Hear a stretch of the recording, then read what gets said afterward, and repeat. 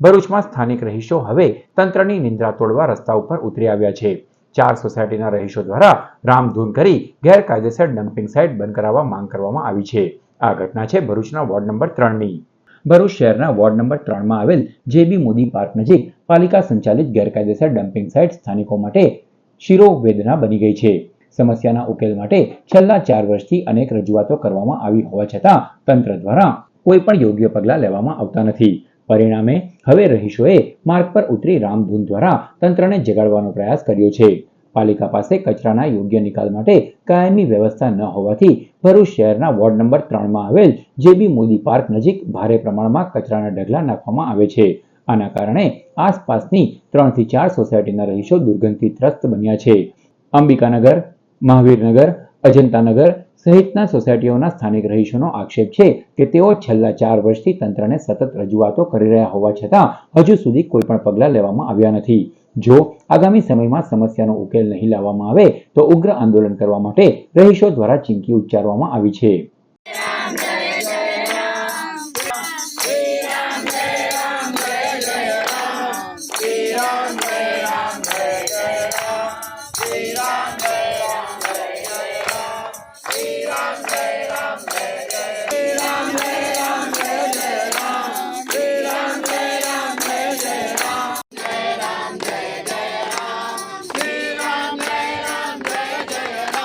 આ સાબુ ઘર માટે અમે એટલા પ્રયત્નો કર્યા છે, અમને કહેતા શરમ આવે છે, પણ એ લોકોની ઊંઘ ઉડતી નથી। આગળ બી અમે ચીફ ઓફિસર સાહેબને બોલાવેલા, ત્યારે એમને માની લીધું અને એ સમય પૂરતું એમને બંધ કરી દીધું।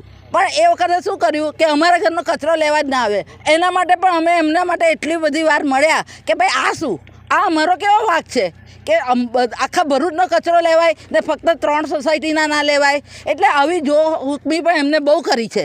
એટલે આ વખતે અમે ફરી કહીએ છીએ કે આ સાબુ ઘરમાં કચરો નાખવાનું બંધ કરો, અમારો વિરોધ ચાલુ રહેશે। અમે તમને પ્રેમથી સમજાવીએ છીએ, તમે પણ જીવો અને અમને પણ જીવવા દો।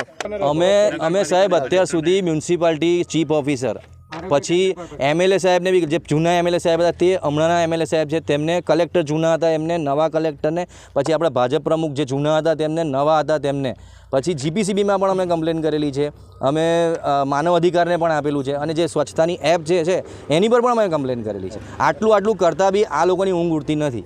એટલે અમારે સાહેબના સ્વચ્છતા અભિયાનને પણ